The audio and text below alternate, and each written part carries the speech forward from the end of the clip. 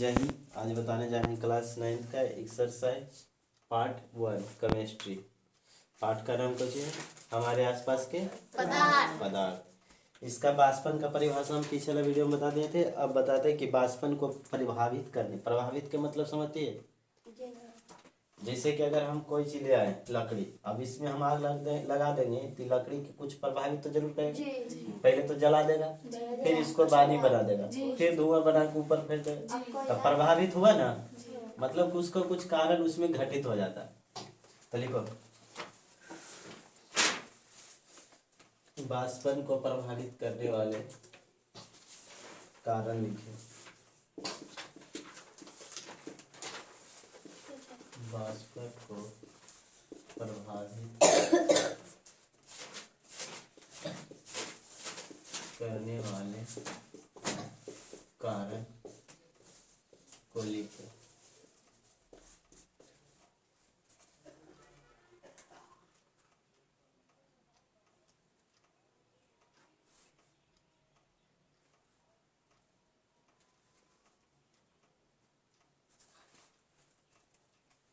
हो गया। पहला हम लिखेगा, लिख दे सकता है यहाँ कि बाष्पन को प्रभावित करने वाले निम्न कारक है। पहला हम लिखेगा द्रव की प्रकृति। द्रव की प्रकृति प्रकृति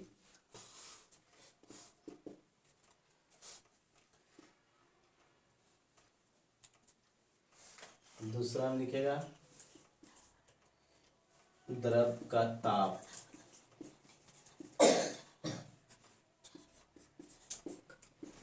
तीसरा द्रव का पृष्ठीय क्षेत्रफल।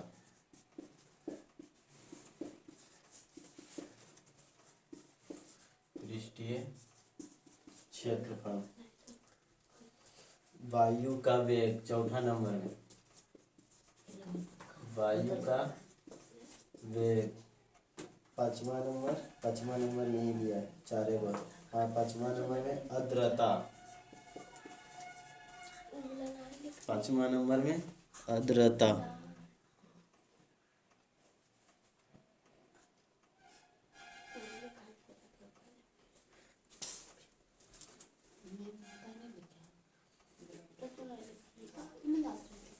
आर्द्रता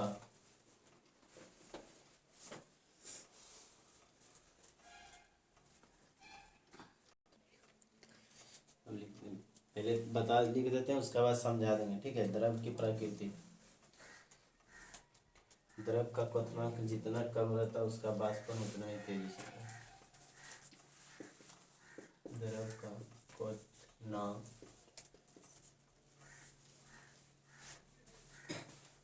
जितना कम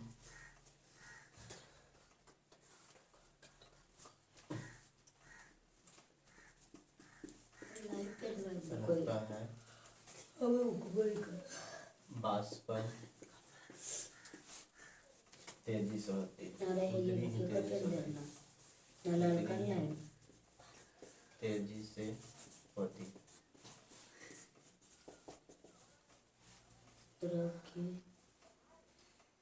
जैसे में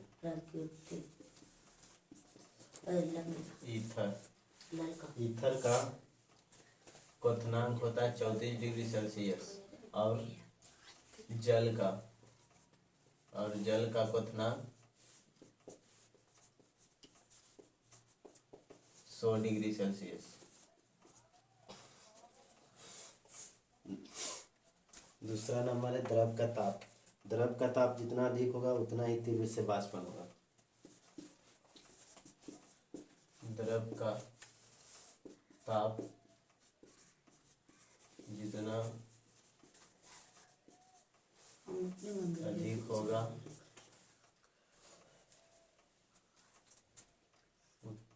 द्रव का ताप जितना अधिक होगा उतना ही तीव्र मतलब समझती है। तीव्रता मतलब तेजी से, तीव्रता से बाष्पन होगा।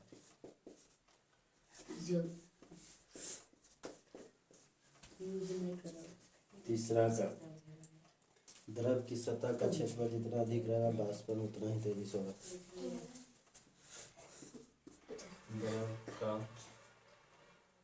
द्रव की सतह रही लड़की उतारना फिर पिछुआएगी। द्रव की सतह का क्षेत्रफल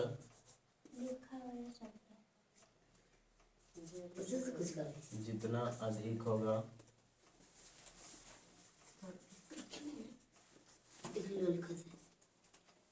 होगा द्रव का वाष्पन उतना ही तेज होगा। वाष्पन तेजी से होगा।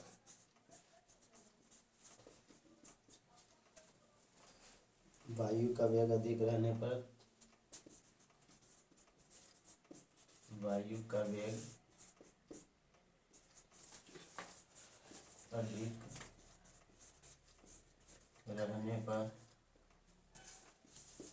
वाष्पन तेजी से होता है। द्रव का वाष्पन तेजी से होता है। द्रव का वाष्पन तेजी से होता है।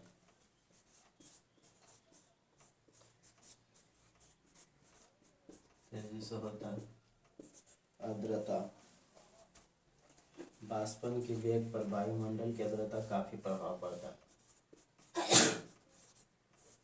वाष्पन के वेग पर वायुमंडल की आर्द्रता काफी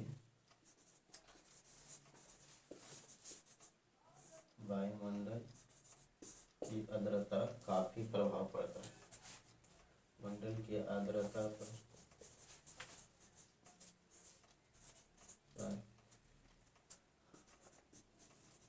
काफी प्रभाव पड़ता है।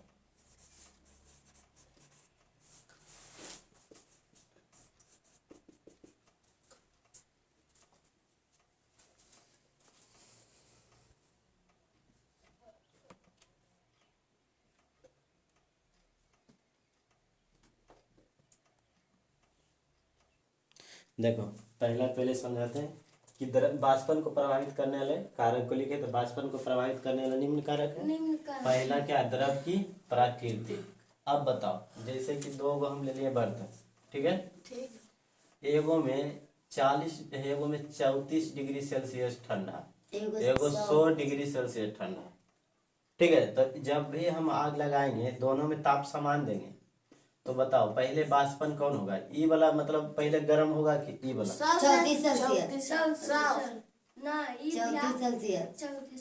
34 कम वाला ना पहले गर्म होगा। नहीं समझ में आ रहा है। एगो 100 डिग्री एकदम ठंडा सेल्सियस है, एकदम बर्फ जमल है। एगो 34 जो पानी है, तो कौन पहले गर्म होगा? ये होगा ना। तो यही होता है कि द्रव की प्रकृति, जब क्वथनांक जितना कम रहेगा ना उसका वाष्पन कितना जल्दी ही अधिक होगा। पहला को गया, ठीक है। दूसरा में देखो,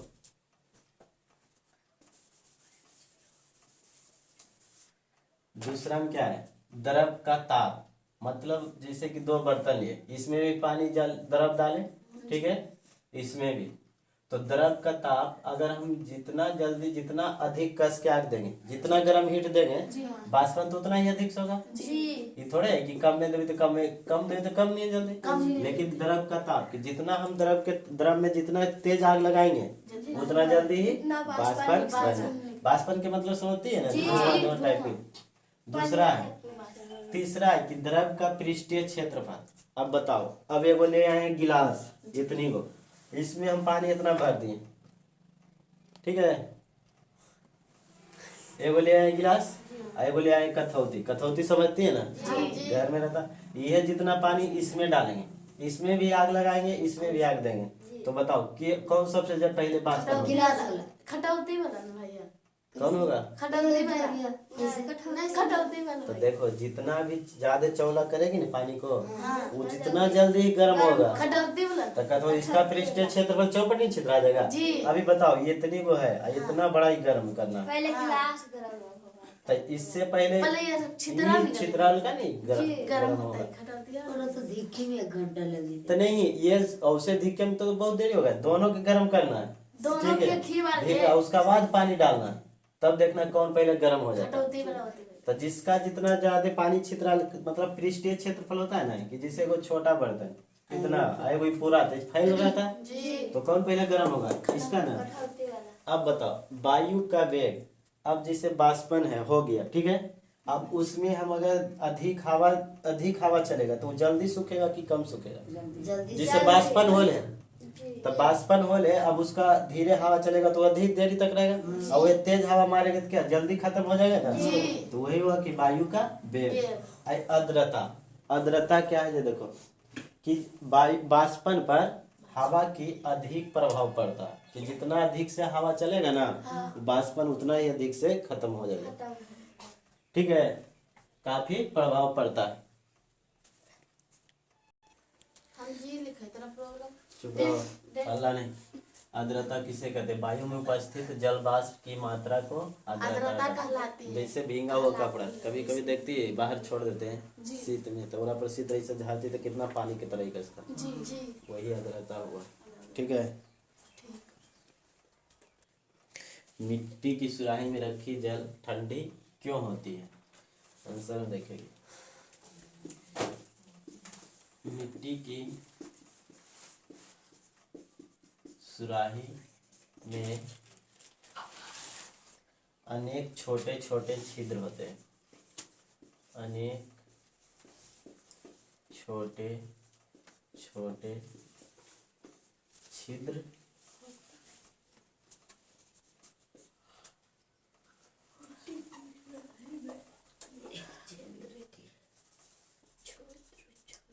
छोटे छोटे छिद्र होते, छिद्र के मतलब समझती है ना,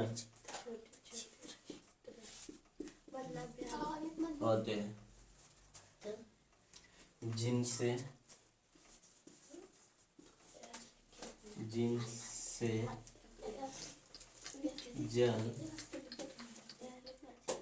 जल के कण सुराही से बाहर आ जाती है, बाहर आ जाती है।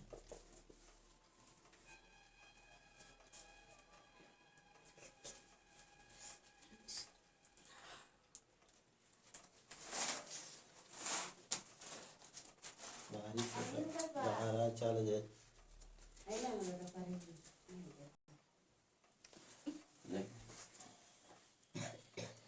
जो बाष्पन से जल बाष्पन के कण वायु में चले जाते हैं, इन कणों को बाष्पन के ऊष्मा सुराही के जल से प्राप्त होता है, जिससे मिट्टी की सुराही में रखे जल ठंडी होती है।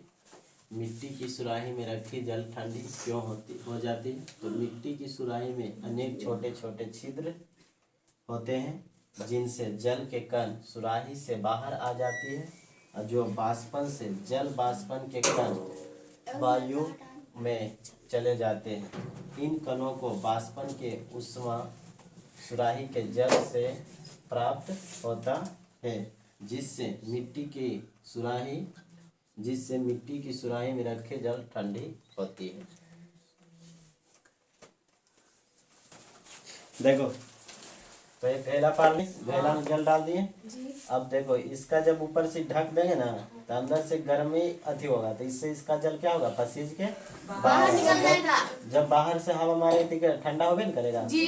इसी कारण इसका जल क्या होता है? ठंडा होता है। जब मिट्टी की सुराही में रखा हुआ जल ठंडा होता है, तो मिट्टी की सुराही में एक छोटे छोटे छिद्र होते हैं, जिससे जल क्या होता है? बाहर के इसका बाहर के कण में आ जाता है, कुल पे बाहर आ जाती है। जो बाष्पन से जल के बाष्पन के कण वायु में चला जाता है, ठीक है। जैसे कि इसका कण बाहर आएगा तो ये हवा मारेगा ना, ये बाहर चला जाता है। इन कणों को बाष्पन के ऊष्मा सुराही के जल से प्राप्त होता है, जिसे अंदर भाई ना, तो इसी से ऊष्मा मतलब गर्म, ठीक है, प्राप्त होता है, जिससे मिट्टी की सुराही में रखी जल ठंडी होती है।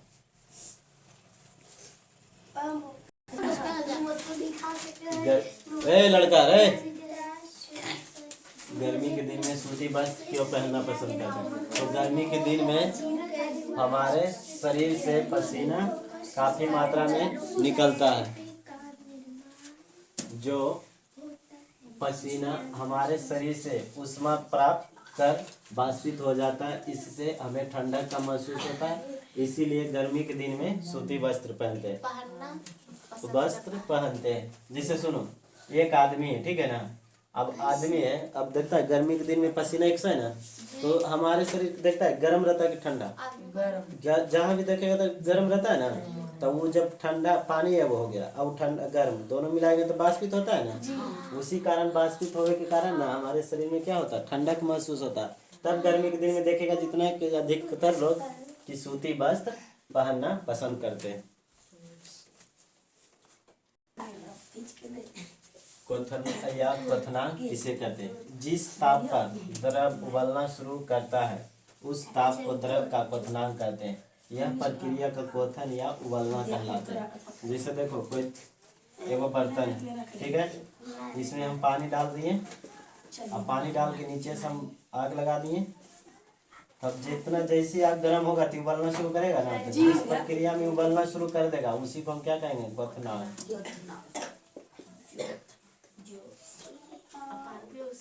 क्वथनांक कहते हैं। उबलने की प्रक्रिया को क्वथन कह लेते हैं।